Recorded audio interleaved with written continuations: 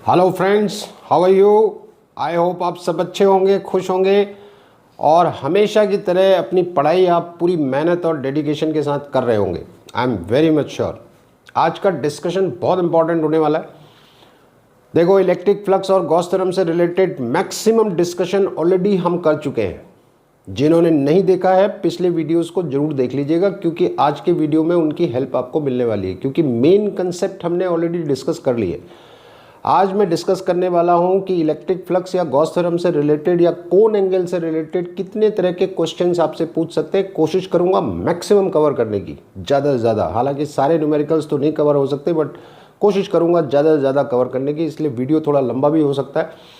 ध्यान से देखिए, पिछले वीडियो से अपने कंसेप्ट क्लियर कर लीजिए, आपको समझने में आसानी होगी। Right, without wasting time start करते हैं। पहला क्वेश्चन बोर्ड पे लिखा हुआ है। अच्छा, पिछली इन्फॉर्मेशन को का एक हल्का रिमाइंडर मैं आपको दे दूं।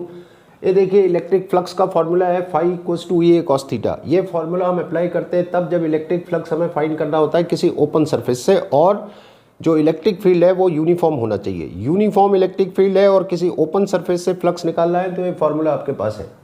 नॉन यूनिफॉर्म इलेक्ट्रिक फील्ड है और ओपन सरफेस से फ्लक्स निकालना है, ये फॉर्मूला आपके पास है। नॉन यूनिफॉर्म के केस में हम क्या करते हैं कि फिर हम एक छोटा एलिमेंटल एरिया लेते हैं सरफेस में, और उस एलिमेंटल एरिया के लिए इलेक्ट्रिक फील्ड को यूनिफॉर्म मान लेते हैं, फिर उसमें फ्लक्स निकालते हैं, फिर टोटल फ्लक्स निकालते हैं। ठीक है, ये आपकी गॉस थ्योरम है। गॉस थ्योरम आप जानते हैं कि अगर आपने किसी क्लोज सरफेस से टोटल फ्लक्स निकालना है और इलेक्ट्रिक फील्ड आपका नॉन यूनिफॉर्म है, तो गॉस थ्योरम से आप निकाल सकते हैं। और गॉस थ्योरम ने आपका काम बड़ा आसान कर दिया है फ्लक्स निकालने के लिए, स्पेशली किसी क्लोज सरफेस से। तो वो कह रहा है कि क्लोज सरफेस के अंदर कितना चार्ज है, आप देख लीजिए टोटल चार्ज, और वो total charge divided by epsilon 0 कर दीजिए, आपको फ्लक्स मिल जाएगा। लेफ्ट हैंड साइड की कोई तामझाम की जरूरत नहीं है। ये डिस्कशन भी ऑलरेडी हमारा हो चुका है। और तीसरा कंसेप्ट आपका ये कोन एंगल का है कि अगर ये सरफेस है और ये सरफेस इस पॉइंट पे इतना कोन एंगल बना रही है ओमेगा, कोन एंगल को आप सॉलिड एंगल भी कहते हैं, 3 डायमेंशनल एंगल भी कहते हैं। ठीक है, तो ये कोन एंगल अगर ओमेगा है तो इस ओमेगा का फॉर्मूला एक तो ये होता है S/r², जिसमें S है सरफेस एरिया और R यहाँ से यहाँ तक का डिस्टेंस। और इसी कोन एंगल को या सॉलिड एंगल को आप अल्फा के टर्म में भी लिखते हैं, जिसमें अल्फा जो है हाफ ऑफ द ये सेमी वर्टेक्स एंगल होता है, इसके टर्म में भी लिखते हैं 2 पाई × 1 - cos अल्फा। स्टेरेडियन यूनिट होती है सॉलिड एंगल की। ये सारा डिस्कशन ऑलरेडी हो चुका है, so that was a quick reminder. Let us start with the question. इस क्वेश्चन में देखिए, एक इलेक्ट्रिक फील्ड आपको दे रखा है और एक क्यूब दे रखा है।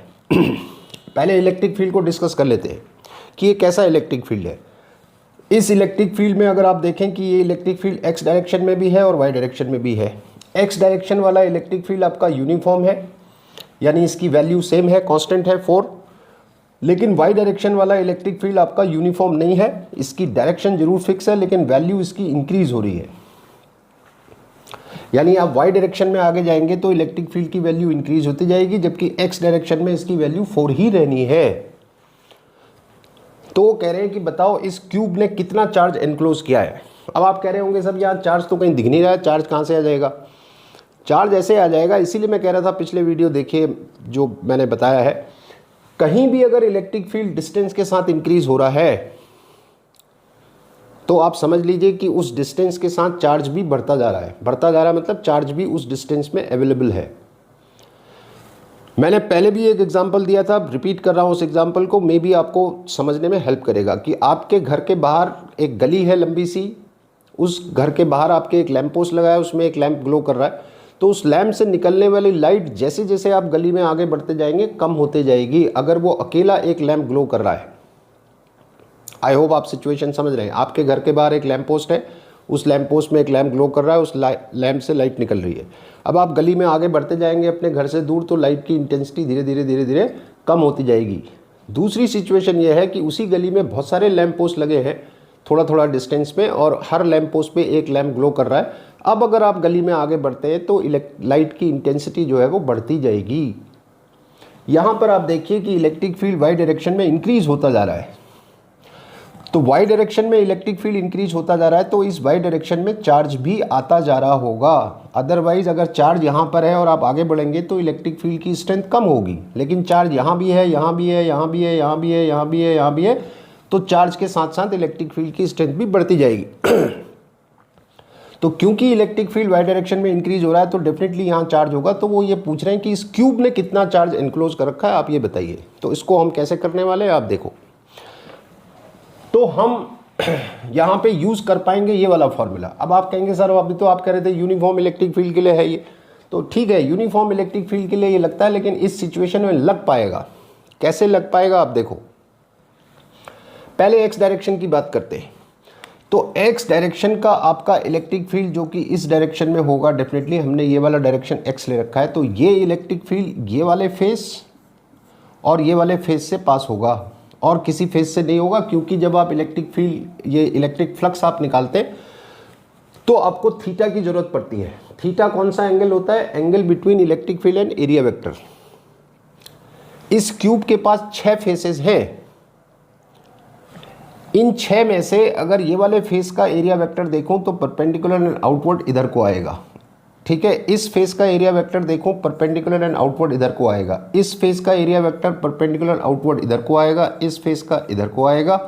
अब बचे ये वाले 2 फेस, एक ये और एक पीछे वाला ये। तो ये वाला जो फेस आपको दिखाई दे रहा है ADHE, इसका एरिया वेक्टर आपकी तरफ आएगा। मैं इसको थोड़ी देर के लिए डॉट से डिनोट कर देता हूँ। हालांकि ये साइन हम मैग्नेटिक फील्ड के लिए यूज़ करते हैं। डॉट का मतलब आउटवर्ड और क्रॉस का मतलब इनवर्ड, और पीछे वाले फेस का एरिया वेक्टर इनवर्ड आएगा। मैं उसको क्रॉस से डिनोट कर देता हूँ, ठीक है। ये हमारे एरिया वेक्टर हो गए। अब आप देखो इलेक्ट्रिक फील्ड का डायरेक्शन। तो इलेक्ट्रिक फील्ड का डायरेक्शन देखूँ, ये वाला एरिया वेक्टर देखूँ, ये वाला देखूँ, ये वाला देखूँ या ये वाला देखूँ, 4 फेसेस के एरिया वेक्टर और इलेक्ट्रिक फील्ड के बीच का एंगल कितना है? 90। cos 90 कितना होता है? 0। यानी ये इलेक्ट्रिक फील्ड 4 फेसेस से तो पास होने वाला है नहीं। अब बचे 2 फेस, कौन से? एक ये वाला और एक ये वाला। इसका एरिया वेक्टर इधर, इलेक्ट्रिक फील्ड इधर, तो एरिया वेक्टर और इलेक्ट्रिक फील्ड का एंगल कितना है? 180। इसका एरिया वेक्टर इधर, इलेक्ट्रिक फील्ड इधर, तो दोनों के बीच का एंगल कितना है? 0। तो अगर मैं फ्लक्स फाइंड करता हूं फॉर द फेस ABFE, इसकी बात कर रहा हूं, तो इलेक्ट्रिक फील्ड की वैल्यू 4, एरिया हो जाएगा L² क्योंकि इस क्यूब की साइड L है, और cos थीटा आएगा cos 180 जो कि -1 हो जाएगा, तो ये आएगा -4L²। अब अगर मैं फ्लक्स निकालूं ये वाले फेस का, और मैं इलेक्ट्रिक फील्ड x डायरेक्शन का लेके चल रहा हूँ, अभी y वाला अभी नहीं लेके चल रहे हैं, तो अगर ये वाले फेस का निकालूं तो ये फेस हमारा क्या है? DCGH।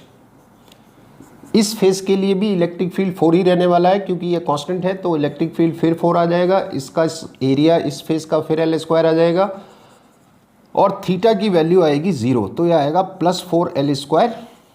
तो टोटल फ्लक्स जो x डायरेक्शन का इलेक्ट्रिक फील्ड है, अगर इसकी वजह से बात करूं तो ये कितना आएगा? 0।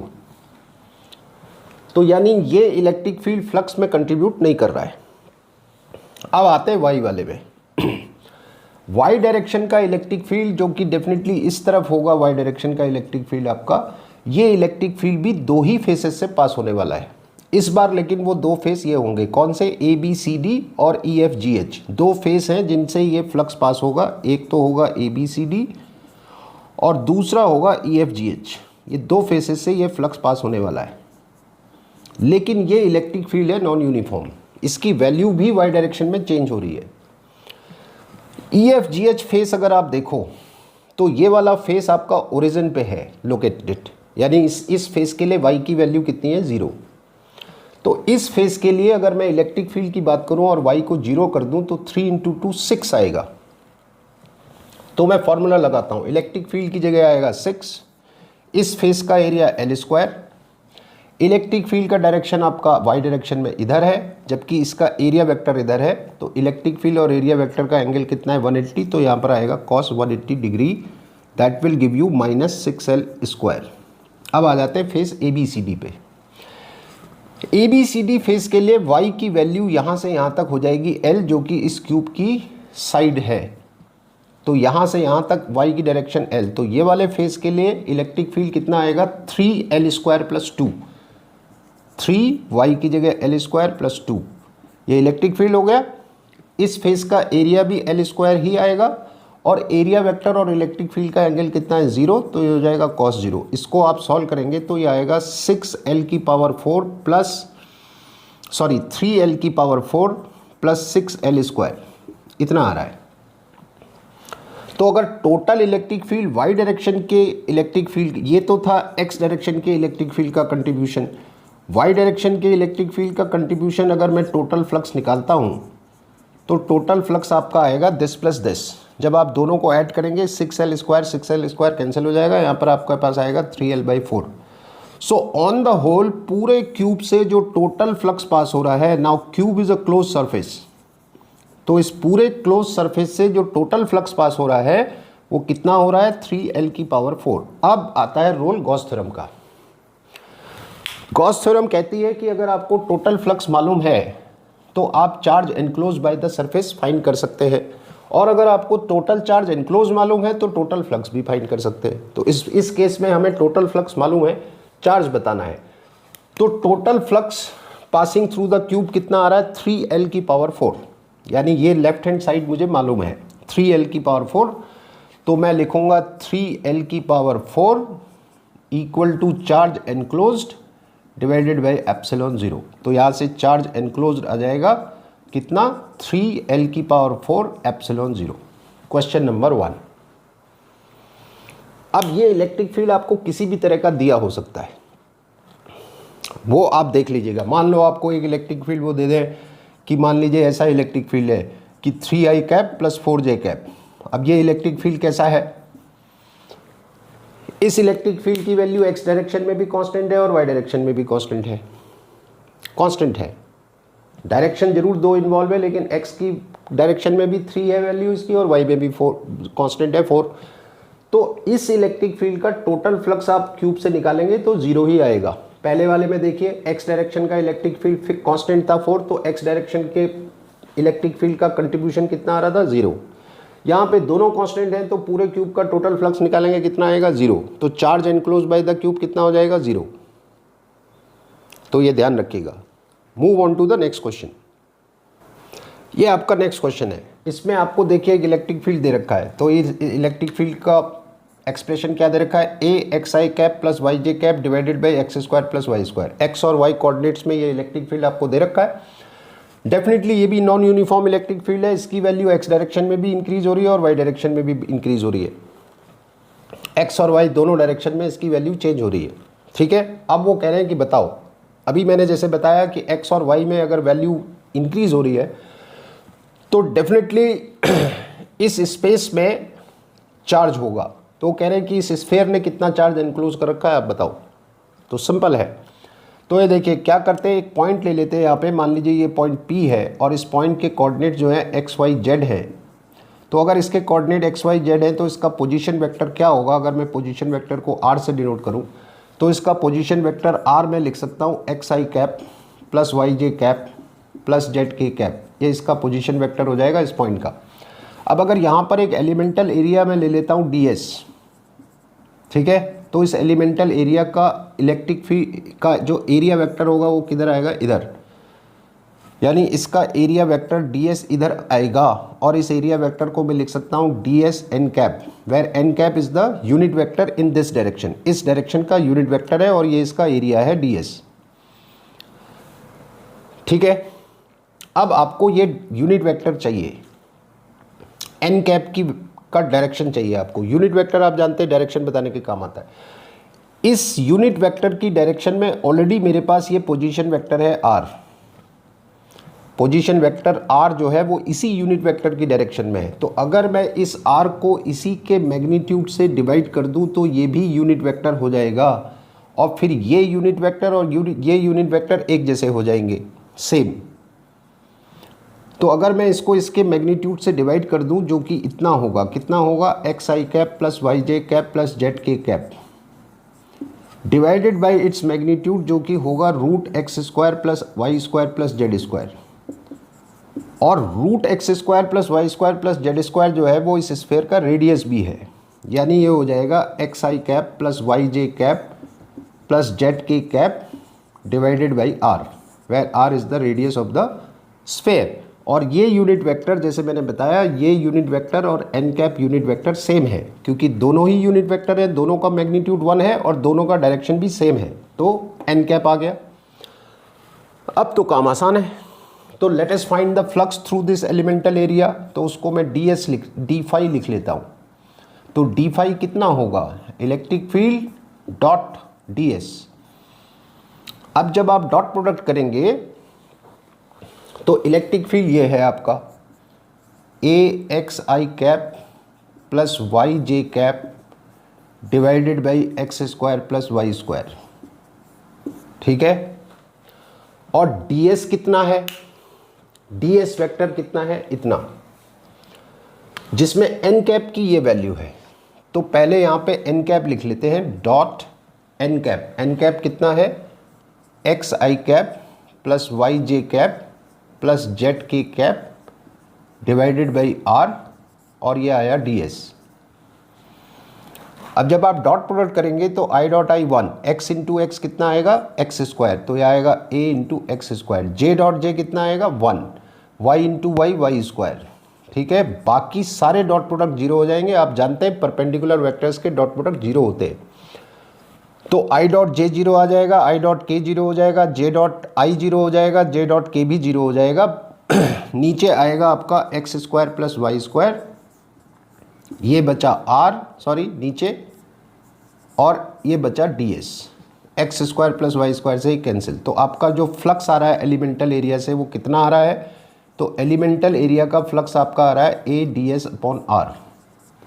तो टोटल फ्लक्स कितना आएगा, इंटीग्रेट कर देंगे, total flux through the sphere passing through the close surface कितना होगा, ए अपॉन आर बाहर आ जाएगा, इंटीग्रेशन के अंदर आएगा डी एस। और ये इंटीग्रेशन क्योंकि आप स्फेयर के लिए कर रहे हैं तो यहाँ पे स्फेयर का सरफेस एरिया आ जाएगा ए अपॉन आर, और सरफेस एरिया कितना 4 पाई आर स्क्वायर, एक आर से एक आर कैंसिल, तो ये आ रहा है ए इंटू 4 पाई आर, इतना आ रहा है। तो फिर से एक बार मुझे गॉस थ्योरम देखो, total flux passing through the sphere पता चल गया, तो charge enclose by the surface निकाल सकता हूँ। तो इसकी जगह ये आ जाएगा, जो मैंने टोटल फ्लक्स निकाला है, कितना निकाला है, a into 4 pi r, and that is equal to charge enclosed by the sphere divided by epsilon 0। तो यहाँ से charge enclosed by the sphere हो जाएगा 4 पाई ए आर एप्सिलॉन 0। इस तरह के क्वेश्चंस भी आपको मिलेंगे। Move on to the next question. एक और क्वेश्चन है, देखिए ये थोड़ा सा डिफरेंट है। इसमें आपसे कह रहे हैं कि the potential in a space, given space की का एक्सप्रेशन दे रखा है आपको। ये पोटेंशियल है किसी गिवन स्पेस में, माइनस ए एक्स क्यूब प्लस बी, जिसमें ए और बी कांस्टेंट है और एक्स इज अ वेरिएबल, ठीक है। तो आपसे कह रहे हैं फाइंड स्पेस चार्ज डेंसिटी। अब ये थोड़ा अटपटा सा लग रहा है, अभी तक हम पोटेंशियल कहीं नहीं आया, इलेक्ट्रिक फील्ड की बात कर रहे थे। लेकिन डोंट फॉरगेट, अगर आपको पोटेंशियल पता है तो आप इलेक्ट्रिक फील्ड फाइंड कर सकते हैं। हमने पढ़ा है कि इलेक्ट्रिक फील्ड जो होता है वो नेगेटिव ग्रेडियंट ऑफ पोटेंशियल होता है।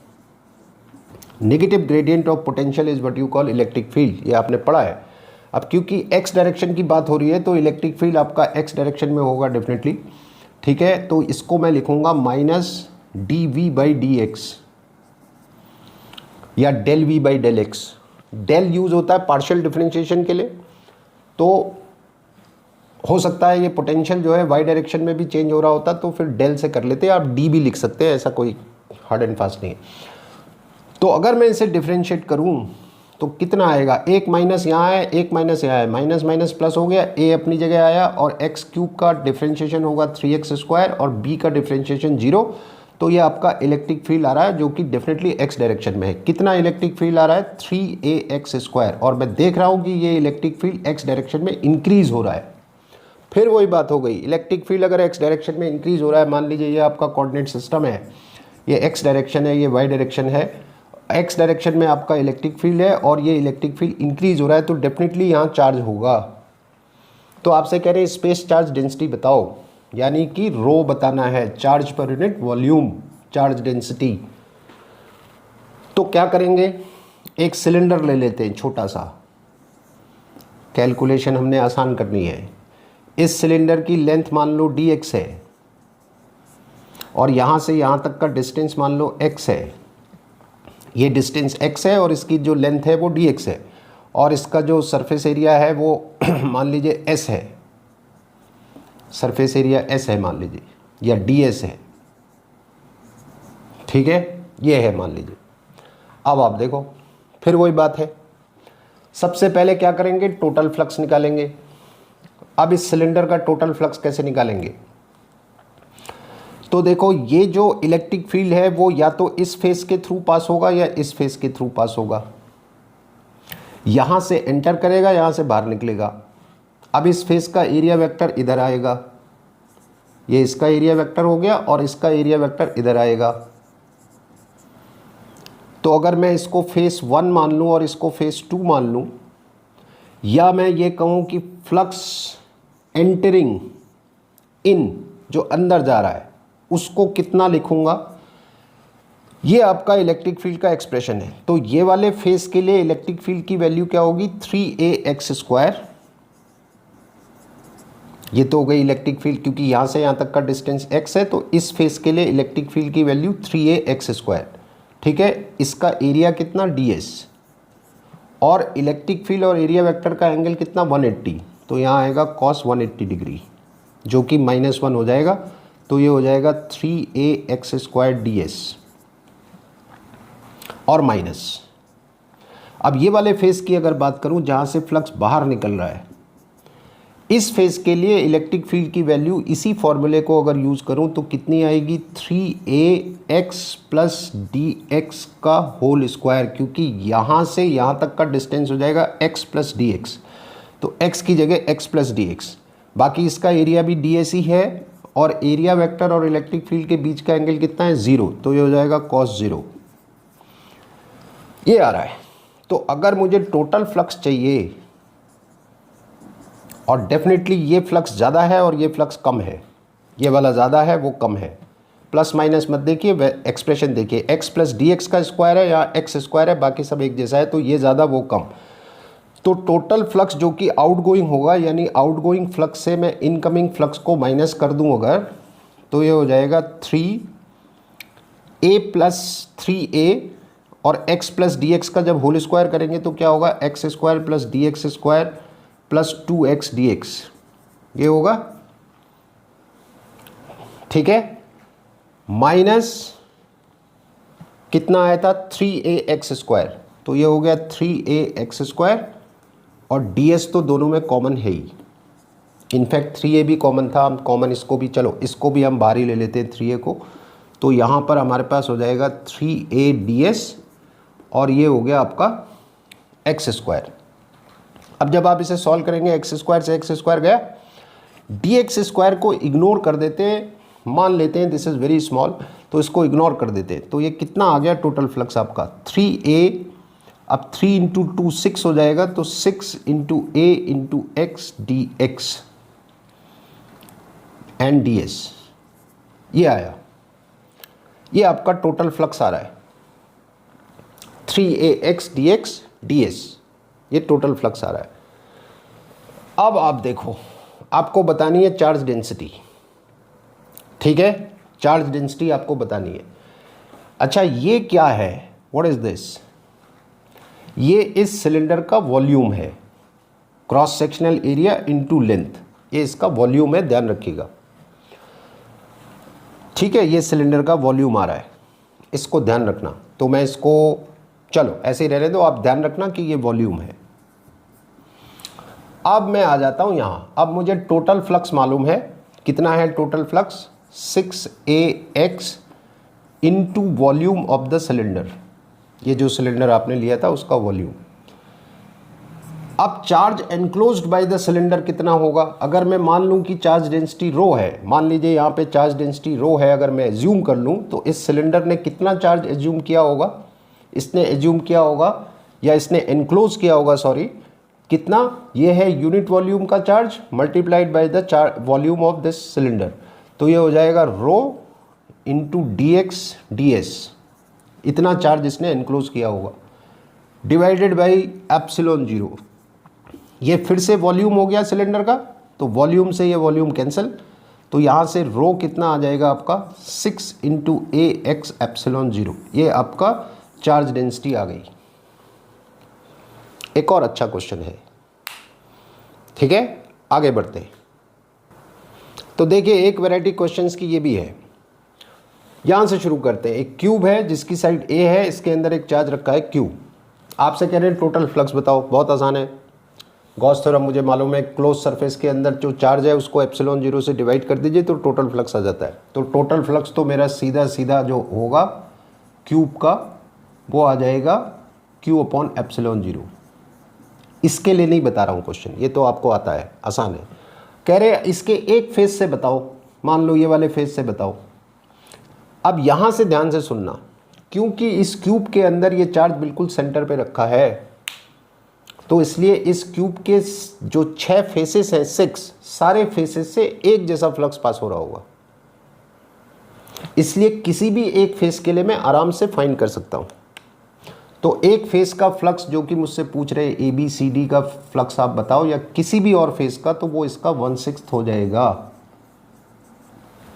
लेकिन अगर ये चार्ज सेंटर पे ना होके कहीं और होता तो टोटल फ्लक्स तो यही आता, लेकिन फिर आप 1/6 करके किसी एक फेस का नहीं निकाल पाएंगे। उसके लिए चार्ज का सेंटर पे होना ज़रूरी है। बस ये समझा रहा था आपको। ये वाले क्वेश्चंस में भी आपने किए होंगे, ध्यान रखना आप। जैसे ये एनसीईआरटी का ही क्वेश्चन है कि एक स्क्वायर है जिसकी साइड ए है और इसके सेंटर से a/2 हाइट पे, look at this value, a/2 height पे एक चार्ज क्यू रखा है। तो कह रहे बताओ इससे कितना फ्लक्स पास होगा। अब क्योंकि ये ओपन सरफेस है, गॉस थ्योरम डायरेक्टली आप लगा नहीं सकते, और इस चार्ज का जो इलेक्ट्रिक फील्ड होगा वो नॉन यूनिफॉर्म इलेक्ट्रिक फील्ड होगा। तो इस ये वाला फॉर्मूले यूज़ करके आसानी से फ्लक्स आप फाइंड कर नहीं पाएंगे। तो करना यह है कि इस सिचुएशन को ऐसा बना दो, क्योंकि जब ये सिचुएशन थी पूरा क्यूब था और चार्ज सेंटर पे था, तो एक फेज से फ्लक्स मैंने निकाल लिया था आसानी से। अब यहाँ पर एक ही फेज दे रखा है तो क्यूब आप बना लो, क्यूब, इसको एनक्लोज कर दो। लेकिन एनक्लोज इस तरह से करना है कि जो क्लोज सरफेस आपने बनाई है वो बिल्कुल सिमेट्रिकल हो। इसके जो ये आपको ये दे रखी है इसके सिमेट्रिकल हो। देखो मैंने 5 फेस और बनाए, 5 के 5 फेस ऐसे ही हैं। एक फेस तो ये दिया ही था, 5 और बना दिए मैंने। अब ये क्यूब बन गया और इस चार्ज इसके सेंटर पे आ गया, तो फिर यही कंसेप्ट लग जाएगा कि पूरे क्यूब से इतना फ्लक्स, तो एक फेस से कितना 1/6, तो इस फेस का फ्लक्स जो है वो 1/6 हो जाएगा। यहाँ देखिए फिर से क्यूब रखा है, इसके फेस पे चार्ज रखा हुआ है, फेस पे। केमिस्ट्री में आप पढ़ते हैं फेस सेंटर्ड, है ना, तो वो फेस पे रखा हुआ है। तो कह रहे बताओ क्यूब से कितना फ्लक्स पास होगा। तो अब पहली बात तो ये कि ये चार्ज इसके अंदर नहीं है, गॉस थ्योरम लगा नहीं सकता। तो सबसे पहला काम ये करना पड़ेगा कि इस चार्ज को अंदर लाना पड़ेगा। तो उसके लिए मैंने क्या करा, एक क्यूब मैंने और ले लिया, ये मैंने एक क्यूब और ले लिया। अब ये हो गया क्यूबॉइड, और इस क्यूब की साइड भी मैंने ए ली है, इस बात को इंश्योर करने के लिए कि ये चार्ज बिल्कुल सेंटर पे आए। अगर मैं ये वाला क्यूब किसी और साइड का ले लेता तो ये चार्ज सेंटर पे नहीं आता। अब जो चार्ज है वो इस क्यूबॉइड के सेंटर पे है, तो इस पूरे क्यूबॉइड से कितना फ्लक्स पास होगा, फ्लक्स थ्रू द क्यूबॉइड कितना होगा, as per the Gauss theorem Q upon epsilon 0। और इस पूरे क्यूबॉइड में ऐसे 2 क्यूब है और चार्ज बिल्कुल सेंटर पे है, तो जितना फ्लक्स इस क्यूब से जा रहा होगा उतना ही उस क्यूब से भी जा रहा होगा। तो अगर एक क्यूब का फ्लक्स मैं फाइंड करता हूं तो वो इसका आधा हो जाएगा। ऐसी सिचुएशन ये है, यहाँ पे देखिए बिल्कुल कॉर्नर पे रखा हुआ है वर्टेक्स पे। इसको एनक्लोज करने के लिए आपको 7 क्यूब ऐसे और बनाने पड़ेंगे। अब मैं सारा तो यहाँ पे नहीं बना रहा हूँ, आप समझ लीजिए। ये आपको इस तरह से एक हो गया, ठीक है, और ऐसे ही इसके ऊपर दूसरी लेयर आएगी, तो ये 2a साइड का क्यूब बनेगा, 2a साइड का क्यूब, जिसमें एक क्यूब जो आपको शुरू में दे रखा था, ऐसे 8 क्यूब होंगे। तो जो बड़ा क्यूब बना उस बड़े क्यूब का फ्लक्स कितना आएगा, क्यू अपॉन एप्सिलॉन 0, और बड़े क्यूब में ऐसे 8 क्यूब हैं तो एक क्यूब का 1/8 हो जाएगा, again because of the fact कि चार्ज सेंटर पे है। ये ध्यान रखना। ये हेमीस्फेयर है, देखो हेमीस्फेयर के यहाँ पे चार्ज रखा हुआ है क्यू, तो कह रहे बताओ कितना फ्लक्स पास होगा। तो मैं इसे पूरा स्फेयर बना देता हूँ। पूरे स्फेयर से होगा क्यू अपॉन एप्सिलॉन 0, और पूरे स्फेयर में ऐसे 2 हेमीस्फेयर है तो आधा हो जाएगा, अगेन बिकॉज की चार्ज सेंटर पे रखा है। अगर ये चार्ज सेंटर पे ना होकर यहाँ होता तब आप ये मेथड अप्लाई नहीं कर पाते। तो इस तरह के क्वेश्चंस में इसको ध्यान रखिएगा। आगे बढ़ते हैं। मान लीजिए ये कोई क्लोज सरफेस है, close surface of any irregular shape, इसके अंदर 3 चार्जेज हैं Q1, Q2, Q3, ठीक है, ये Q1 है, ये Q2 है, ये Q3 है, और बाहर 2 चार्जेज हैं Q4, Q5। छोटी सी बात बता रहा हूँ, ध्यान रखना, इस क्लोज सरफेस से टोटल कितना फ्लक्स पास होगा वो इन चार्जेज पे डिपेंड करेगा जो इसके अंदर है। जो बाहर है उन चार्जेज का फ्लक्स में कोई रोल नहीं है। रीज़न, इन चार्जेज की वजह से जितना फ्लक्स एंटर करेगा यहाँ से उतना ही फ्लक्स बाहर निकल जाएगा, इसलिए टोटल फ्लक्स में इन चार्जेज का कोई कंट्रीब्यूशन नहीं है, सिर्फ अंदर वाले चार्जेज लेने हैं, वो भी साइन के साथ। अगर ये मान लो प्लस में है, ये प्लस में है, ये माइनस में है, तो plus plus minus minus sign के साथ लेना है। मान लो इसकी वैल्यू 3 है, इसकी वैल्यू 2 है और इसकी वैल्यू 1 है, तो ये -1 हो जाएगा, इसको ध्यान रखिएगा। तो टोटल फ्लक्स में इन चार्जेज का कंट्रीब्यूशन है, उसका नहीं। लेकिन अगर किसी पॉइंट पे इलेक्ट्रिक फील्ड फाइंड करना है या किसी पॉइंट पे इलेक्ट्रिक फील्ड की बात करनी है, तो इस इलेक्ट्रिक फील्ड में इन चार्जेज के साथ साथ इनका भी कंट्रीब्यूशन होगा। इलेक्ट्रिक फ्लक्स में नहीं होगा इनका कंट्रीब्यूशन, लेकिन एक पॉइंट पे कोई भी कहीं भी ले लो आप पॉइंट, इस पॉइंट पे इलेक्ट्रिक फील्ड के लिए इनका भी कंट्रीब्यूशन होगा। जो बाहर है उनका भी होगा, जो अंदर है उनका भी होगा, पहली बात। दूसरा, इन चार्जेज की लोकेशन बदल दूं, इन चार्जेज की लोकेशन बदल दूं, लोकेशन मतलब है तो अंदर ही, लेकिन मान लो मैं चार्जेज को शिफ्ट करके, इस चार्ज को शिफ्ट करके यहाँ ले आऊँ, इस चार्ज को शिफ्ट करके यहाँ ले आऊँ, और इस चार्ज को शिफ्ट करके मैं यहाँ ले आऊँ, ठीक है, इनकी लोकेशन में चेंज कर दूं या बाहर वालों की लोकेशन चेंज कर दूं, टोटल फ्लक्स में कोई फर्क नहीं पड़ने वाला। बाहर वाले तो वैसे ही कंट्रीब्यूट नहीं कर रहे फ्लक्स में, उनकी लोकेशन आप बदलो ना बदलो, लेकिन अंदर वाले फ्लक्स में कंट्रीब्यूट कर रहे हैं, लेकिन अगर इनकी लोकेशन आप चेंज करते हैं तो भी टोटल फ्लक्स में कोई फर्क नहीं पड़ेगा। तो ये ध्यान रखना, क्लोज सरफेस के अंदर चार्ज कहाँ पर है ये इंपॉर्टेंट नहीं है फ्लक्स के लिए।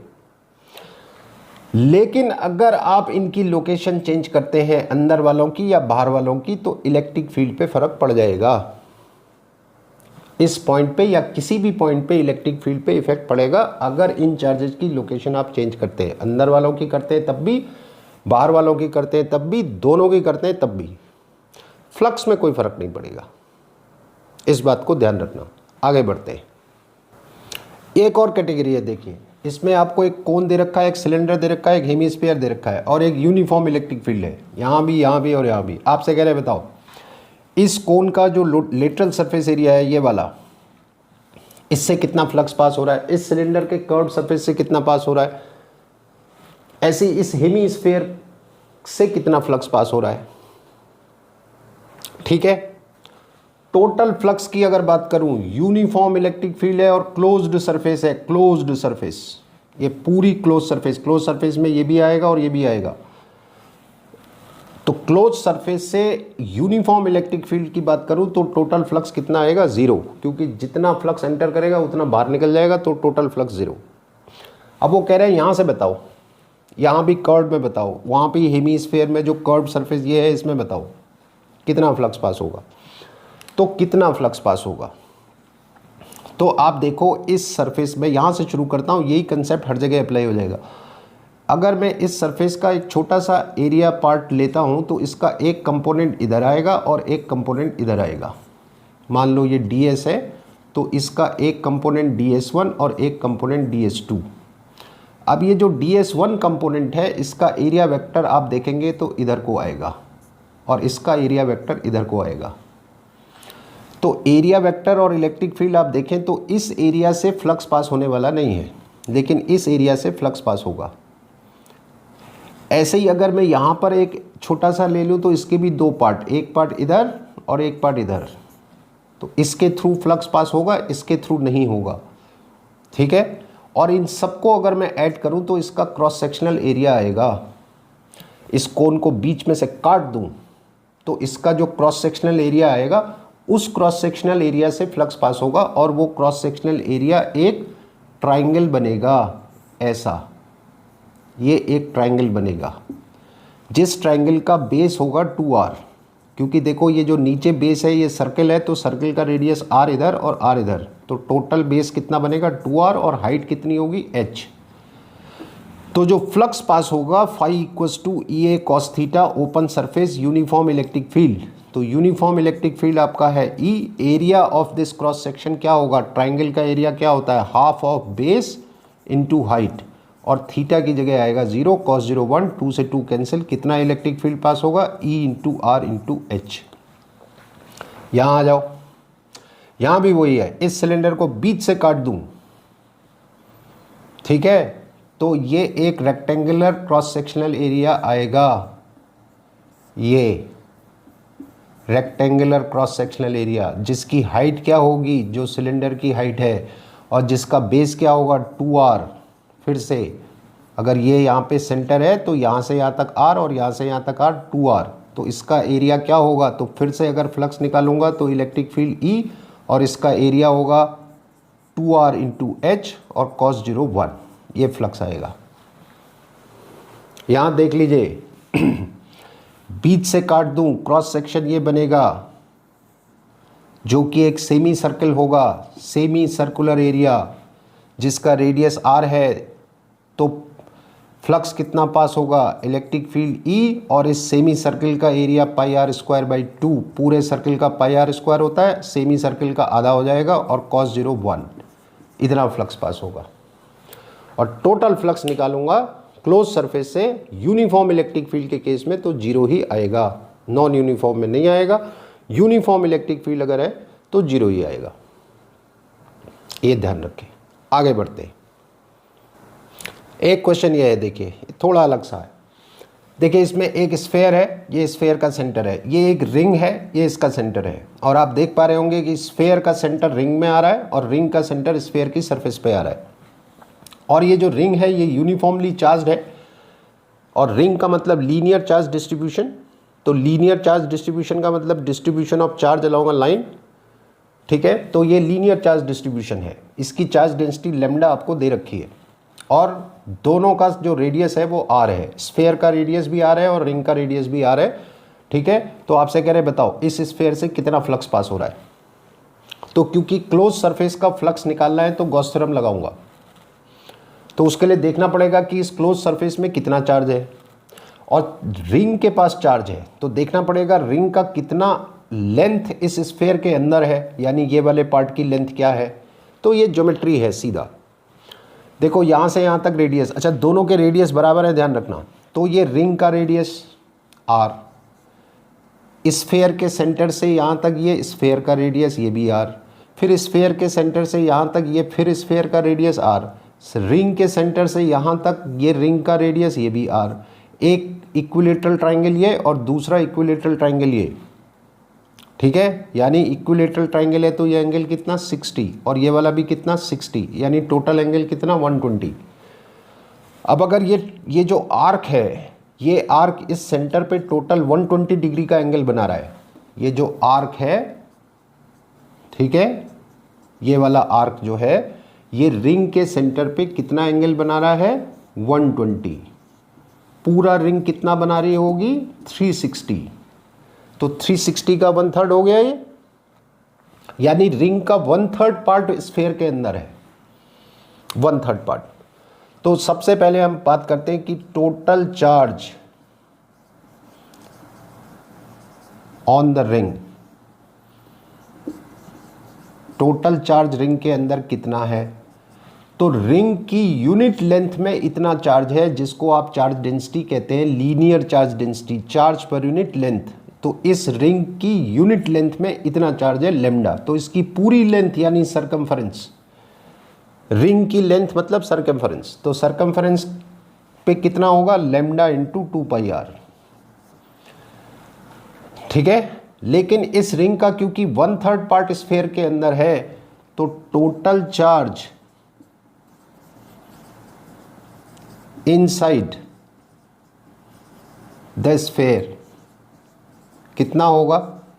तो रिंग के पास टोटल इतना चार्ज है, लेकिन क्योंकि रिंग का 1/3 पार्ट ही स्फेयर के अंदर है तो चार्ज का भी 1/3 पार्ट अंदर होगा।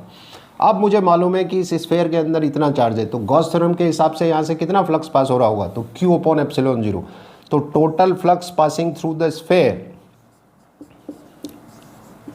Total flux passing through the sphere क्या होगा, charge enclosed by the sphere जो कि इतना है डिवाइडेड बाय एप्सिलॉन 0, इतना आपका आंसर हो जाएगा। ऐसे क्वेश्चंस भी आएंगे। मान लो एक लॉन्ग लीनियर चार्ज ये है, ऐसे दे रखा है, इसकी चार्ज डेंसिटी दे रखी है आपको लैम्डा, एक सिलेंडर दे रखा है यहाँ पे, मान लीजिए ये सिलेंडर है, इस सिलेंडर की लेंथ L है, आपसे कहेंगे बताओ सिलेंडर से कितना फ्लक्स पास हो रहा है, आप आराम से फाइंड कर सकते हैं। ठीक है, आगे बढ़ते हैं। तो देखिए एक और क्वेश्चन है, अब ये कोन एंगल वाला क्वेश्चन लाया हूँ। कोन एंगल का फॉर्मूला वो लिखा हुआ है, ध्यान रखना। क्या कह रहे हैं, एक क्यूब है, क्यूब के सेंटर पे क्यू चार्ज है और ये इसका एक फेस है, इस फेस में एक सर्कुलर एरिया है। मान लो आपने एक छोटी सी विंडो बना रखी है, अगर मैं इसको, मान लो ये कोई रूम है और कुछ भी है, ये आपने एक छोटी सी विंडो बना रखी है, तो कह रहे हैं यहाँ बताओ यहाँ से कितना फ्लक्स पास होगा, फ्लक्स पासिंग थ्रू दिस। ठीक है, तो पहले इसको फाइंड करते हैं, तो इसके लिए मैं वो फॉर्मूला यूज करूंगा। अब देखो हमें ये पता है कि कोई भी क्लोज्ड सरफेस, फिर याद दिला रहा हूँ, पुराना वीडियो देख लेना, कोन एंगल बहुत डिटेल में डिस्कस कर रखा है, क्विक रिमाइंडर दे रहा हूँ। कोई भी क्लोज सरफेस अपने इंटीरियर में किसी भी पॉइंट पे टोटल सॉलिड एंगल कितना बनाती है, 4 pi. Any close surface at any point inside that close surface कितना सॉलिड एंगल बनता है, 4 पाई। अब सुनो, ये क्यूब एक क्लोज सरफेस है, गॉस थ्योरम के हिसाब से इस पूरे क्यूब से कितना फ्लक्स पास होना चाहिए, तो total flux through the cube, total flux through the cube कितना पास होना चाहिए, Q अपॉन एप्सिलॉन 0, क्योंकि क्यूब के अंदर इतना चार्ज है। क्यूब अपने अंदर इस पर्टिकुलर पॉइंट पे कितना सॉलिड एंगल बना रहा होगा, 4 पाई, यानी 4 पाई सॉलिड एंगल से इतना फ्लक्स पास हो रहा है। तो यूनिट सॉलिड एंगल से कितना होगा, Q अपॉन 4 पाई एप्सिलॉन 0, ये मुझे पता चल गया। अब मैं देखता हूं कि ये जो सर्कुलर एरिया है ये यहां पे क्या कोन एंगल बना रहा है, ये कोन एंगल कितना बन रहा है, जिसके लिए मुझे इस हाफ ऑफ द एंगल की जरूरत पड़ेगी अल्फा की, क्योंकि इस फॉर्मूले में अल्फा यही वाला एंगल है।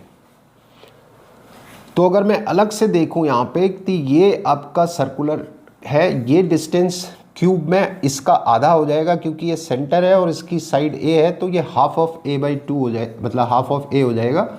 तो ये एंगल जो है half of the cone angle भी कहते हैं, इसको मैं फाइंड कर सकता हूँ अल्फा। तो यहाँ से कॉस अल्फा क्या आएगा, कॉस अल्फा आएगा बेस यानी a by 2 divided by hypotenuse, that would be under root r square plus a square by 4, इतना आएगा। तो कितना कोन एंगल बनाएगा ये सर्कुलर एरिया इस पॉइंट पे कितना कोन एंगल बनाएगा, मेरे पास फॉर्मूला है 2 पाई 1 माइनस कॉस अल्फा। यहाँ पे कॉस अल्फा की वैल्यू रिप्लेस कर देते हैं, 1 माइनस कॉस अल्फा का मतलब a by 2 divided by under root r square plus a square by 4, ये सॉलिड एंगल आ गया ये वाला। तो अब मैं वापस यहाँ आ जाता हूँ, 4 पाई सॉलिड एंगल से कितना फ्लक्स पास हो रहा था, इतना, तो यूनिट सॉलिड एंगल से इतना, तो ओमेगा से कितना, Q upon 4 pi epsilon 0 into omega, जिसमें ओमेगा की ये वैल्यू आप रिप्लेस कर देंगे तो आपका आंसर आ जाएगा। तो कोन एंगल का ये एप्लीकेशन है। एक क्वेश्चन देख लेते हैं कोन एंगल पे। तो देखिए एक और क्वेश्चन है, इसमें आप देख पा रहे हैं एक सिलेंडर है, सिलेंडर का रेडियस r है, ठीक है, इसकी लेंथ l है, और इस सिलेंडर के अंदर बिल्कुल इसकी एक्सेस पे एक चार्ज यहाँ रखा है, लेकिन ये चार्ज इसके सेंटर पे नहीं रखा है, यहाँ पे रखा है, और यहाँ से यहाँ तक क्या दे रखा है, h। अब क्योंकि सिलेंडर की लेंथ l है तो रिमेनिंग कितना हो जाएगा, l माइनस एच, राइट। तो आपसे कह रहे हैं सिलेंडर के कर्व्ड सरफेस एरिया से कितना फ्लक्स पास हो रहा है। मैं रिपीट कर देता हूँ क्वेश्चन, सिलेंडर है, सिलेंडर का रेडियस r है, एक चार्ज यहाँ रखा है q, पूरे सिलेंडर की लेंथ l है, यहाँ से यहाँ तक h है, तो रिमेनिंग l माइनस एच हो गया। तो आपसे कह रहे हैं कर्व्ड सरफेस एरिया से फ्लक्स बताएं आप कितना पास होगा। सबसे पहले देखना पड़ेगा कि इस सर्कुलर एरिया से कितना फ्लक्स पास हो रहा है और इस सर्कुलर एरिया से कितना फ्लक्स पास हो रहा है, जिसके लिए मैं कोन एंगल का कंसेप्ट यूज़ करूँगा, ठीक है। अब इस सिलेंडर का रेडियस कितना है, r। तो पहले हम देखते हैं कि ये सर्कुलर एरिया यहाँ पे क्या कोन एंगल बना रहा है। जिसके लिए मुझे इस हाफ एंगल की ज़रूरत पड़ेगी। ठीक है, इस एंगल को अगर मैं अल्फ़ा मान लूँ तो कॉस अल्फ़ा कितना आएगा इस ट्रायंगल पे अगर देखूँ तो बेस अपॉन हाइपोटेनियस। तो बेस तो हो गया h और हाइपोटेनियस आएगा h square plus are square का root, h square plus are square का रूट, ये आएगा आपका हाइपोटेनियस। ठीक है, तो कितना कोन एंगल बनेगा 2 पाई 1 माइनस कॉस अल्फ़ा। तो ओमेगा फाइनली आपका हो जाएगा 2 पाई 1 माइनस कॉस अल्फ़ा का मतलब इतना, h upon under root h square plus are square, ये आ गया ओमेगा 1। ऐसे ही आप फाइंड कर लेना कि ये वाला एरिया यहाँ पे क्या कोन एंगल बना रहा है, वो हो जाएगा ओमेगा 2। ये टास्क मैं आपके लिए छोड़ता हूँ कि ये वाला कितना बना रहा है। तो ये दोनों टोटल कितना सॉलिड एंगल बनाएंगे, ओमेगा 1 प्लस ओमेगा 2। अब फिर वही कंसेप्ट है कि पूरा सिलेंडर ले लूँ तो कितना कोन एंगल बना रहा होगा 4 पाई, और इस पूरे सिलेंडर से कितना फ्लक्स पास हो रहा होगा Q अपॉन एप्सिलॉन 0, क्योंकि पूरे सिलेंडर में कितना चार्ज अंदर है Q। तो यूनिट सॉलिड एंगल से कितना होगा Q अपॉन एप्सिलॉन 0। तो फिर इस सॉलिड एंगल से जो कि ओमेगा 1 प्लस ओमेगा 2 है, इससे कितना फ्लक्स पास हो रहा होगा Q upon epsilon 0 into omega, और ये आएगा 4 पाई, इतना, ये हो गया। ये तो फ्लक्स आ गया आपका इसके थ्रू। आपको बताना था कर्व्ड सरफेस से कितना होगा। तो कर्व्ड सरफेस जब इसका और इसका फ्लक्स मिल गया तो कर्व्ड सरफेस का निकालना आसान है, क्योंकि पूरे सिलेंडर से ये फ्लक्स पास हो रहा है Q अपॉन एप्सिलॉन 0, और उसमें से ये वाला माइनस कर दूं तो आपका फ्लक्स आ जाएगा वो वाला जो कर्व्ड सरफेस से पास हो रहा है, ये है। तो आज के लिए इतना, बाकी नेक्स्ट वीडियो में आपको अगर कोई क्वेरीज हो, आपको कोई और न्यूमेरिकल डिस्कस करना हो, कमेंट सेक्शन में लिख के भेजिए, I will definitely discuss with you. तो कोन एंगल के क्वेश्चंस को इस तरह से करना है। मैं एक बार और समझा देता हूँ। देखो, सिलेंडर था, सिलेंडर में यहाँ चार्ज रखा था, आपको बताना था कर्व्ड सरफेस से कितना फ्लक्स पास होगा। तो हमने कोन एंगल की हेल्प ली, हमने देखा कि ये वाली सरफेस इस पॉइंट पे इतना कोन एंगल बना रही है। ऐसे ही आप फाइंड कर सकते हैं कि ये वाली सरफेस यहाँ पे क्या कोन एंगल बनाएगी। दोनों कोन एंगल को ऐड कर दीजिए, ओमेगा आ जाएगा, यानी ये दोनों सरफेस जो टोटल कोन एंगल यहाँ बना रही है वो आ जाएगा। ठीक है, ये आ गया। फिर आपने देखो पूरे सिलेंडर की बात करी, ये जो पूरा सिलेंडर है, इस पूरे सिलेंडर के अंदर कितना चार्ज रखा है Q। तो गॉस थ्योरम के हिसाब से कितना फ्लक्स पास होना चाहिए Q अपॉन एप्सिलॉन 0, और ये पूरा सिलेंडर इस पॉइंट पे इतना सॉलिड एंगल बना रहा होगा 4 पाई। तो 4 पाई सॉलिड एंगल से इतना फ्लक्स, तो यूनिट सॉलिड एंगल से कितना होगा Q अपॉन एप्सिलॉन 0 4 पाई, तो ओमेगा से कितना होगा Q इंटू ओमेगा अपॉन 10, जिसमें ओमेगा ये है ओमेगा 1 प्लस ओमेगा 2, यानी जो कोन एंगल इसने बनाया वो और जो कोन एंगल इसने बनाया वो, ये है, ये आ गया। उसके बाद अब आपको इन दोनों का फ्लक्स पता चल गया जो कि ये है। ठीक है, this is the flux through plain area. Plain area का फ्लक्स निकाल लिया आपने, इतना आ रहा है। अब इसमें वैल्यूज रिप्लेस करना आपकी ड्यूटी है। तो कर्व्ड सरफेस से कितना फ्लक्स पास होगा, तो जो टोटल फ्लक्स पास हो रहा है पूरे सिलेंडर से वो, माइनस जो प्लेन सरफेस से हो रहा है वो, तो कर्व वाला आ जाएगा। इस तरह से आप कोन एंगल के कंसेप्ट को यूज कर सकते हैं। So this is all for today, thank you very much and best of luck. अपने कमेंट्स लिखते रहिए, पुराने वीडियो देखिए जरूर, पूरा देखिए पुराना वीडियो, तब आपके कंसेप्ट क्लियर होंगे। और सब्सक्राइब करना जरूर याद रखें। अब मैं देख रहा हूं कि कुछ बहुत सारे लोग देख तो रहे लेकिन सब्सक्राइब नहीं कर रहे। सब्सक्राइब नहीं करेंगे तो मैंने आपको बताया दो नुकसान है। एक तो मोटिवेशन लेवल यहाँ पे थोड़ा डाउन होगा मेरा, वीडियो बनाने में थोड़ा मेहनत लगती है, ठीक है। तो थोड़ा सा मोटिवेशन हो तो और अच्छा आपको मैं कंटेंट दे पाऊँ। और दूसरा यह है कि नोटिफिकेशन आपको इमीडिएट मिलेगा। तो please, thank you very much.